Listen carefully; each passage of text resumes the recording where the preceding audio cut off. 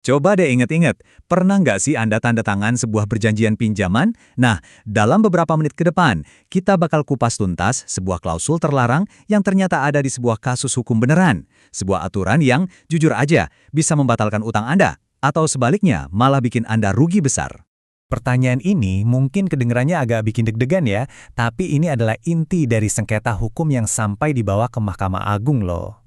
Dan jawabannya? Mungkin nggak seperti yang Anda kira. Oke, kita mulai ceritanya. Jadi ada dua pihak nih. Di satu sisi ada yang minjem duit, namanya Pak Karnoto dan Ibu Sriati.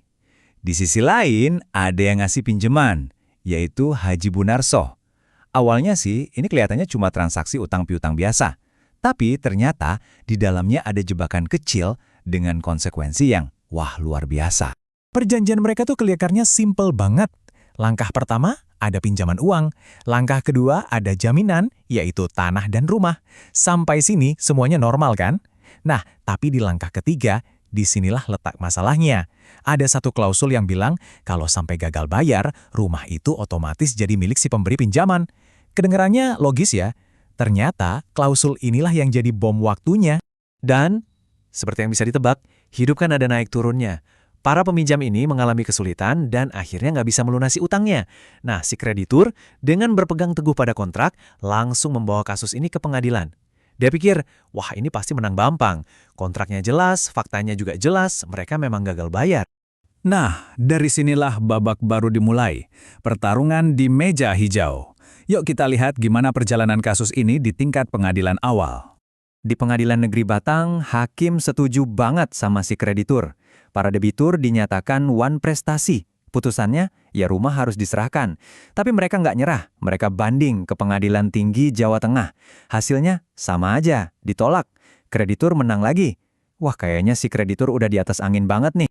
Jadi bayangin deh, mereka kalah 2 kali. Secara hukum, situasi buat Pak Karnoto dan Ibu Sriati ini kelihatannya udah buntu, udah nggak ada harapan lagi.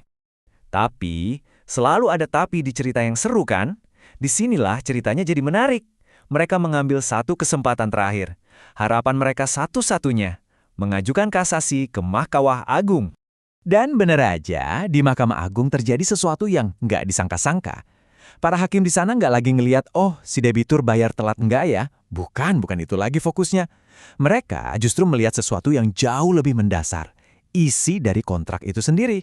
Dan di sanalah mereka menemukan cacat yang fatal. Nah, dengan kalimat ini, Mahkamah Agung membalikkan keadaan. Judex facti itu maksudnya hakim-hakim di pengadilan sebelumnya. Jadi, Mahkamah Agung pada dasarnya bilang, hei, kalian yang di bawah itu salah menerapkan hukum. Kesalahannya bukan karena faktanya salah, tapi karena mereka melewatkan satu prinsip hukum yang sangat-sangat fundamental. Jadi, apa sih prinsip hukum yang kelewat ini? Nah, ini dia nih momen ahanya. Mari kita bongkar konsep kunci yang jadi jantung dari seluruh kasus ini. Namanya adalah klausula milik beding. Kedengarannya keren ya. Tapi intinya tuh simpel banget dan bahaya. Ini adalah klausul dalam perjanjian utang yang isinya bilang kalau si peminjam gagal bayar, si pemberi pinjaman bisa langsung memiliki barang jaminan. Gitu aja. Nggak pakai lelang, nggak pakai taksiran harga yang wajar, pokoknya langsung jadi hak milik. Nah, ini dia pertarungannya. Di satu sisi ada kontrak yang udah ditandatangani yang bilang kalau utang nggak lunas, rumah ini otomatis jadi punya saya ya. Tapi di sisi lain, ada hukum negara kita yang kedudukannya lebih tinggi. Di Kitab Undang-Undang Hukum Perdata, pasal 1178, itu jelas banget tertulis. Janji semacam itu, si klausula minuk beding ini adalah batal demi hukum. Titik. Nggak ada tawar-menawar. Oke, kita udah ngomongin teori hukumnya. Sekarang, apa artinya semua ini dalam kehidupan nyata? Yuk kita lihat gimana putusan akhir ini dibentuk, dan yang paling penting, apa dampaknya buat kita semua. Jadi, coba perhatiin deh, beda cara pandangnya. Pengadilan negeri dan pengadilan tinggi itu fokusnya ke tindakan si debitur. Oh, mereka wan prestasi. Selesai. Tapi Mahkamah Agung ngelihatnya lebih dalam. Mereka nggak cuma ngelihat orangnya, tapi rumahnya, alias perjanjiannya itu sendiri. Dan mereka menemukan, ternyata perjanjian itu dari awal udah cacat hukum. Dan inilah hasil akhirnya yang benar-benar mencengangkan. Gara-gara satu kalimat terlarang itu, Mahkamah Agung menyatakan seluruh perjanjian utang piutang itu batal.